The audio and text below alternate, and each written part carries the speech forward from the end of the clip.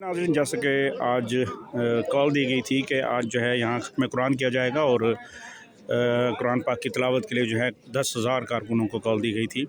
तो आज चूँकि ये फैक्ट्री नाके पे धरना जारी है और कारकुनान भी पहुँचना शुरू हुए हैं, लेकिन यहाँ जो ऑलरेडी कारकुनान मौजूद हैं आपको दिखाएंगे कि कुरान खानी कितने लोग कर रहे हैं और ऐसे जो बाकी लोग मौजूद हैं।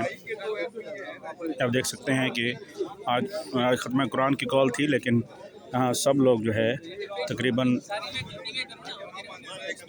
यहाँ जितनी गैदरिंग है 70% लोग जो है वो खुशगपियों में और सेल्फियों में तस्वीर में बिज़ी हैं। और मज़ीद दिखाएंगे कि जो कुरान खानी कितना लोग कर रहे हैं।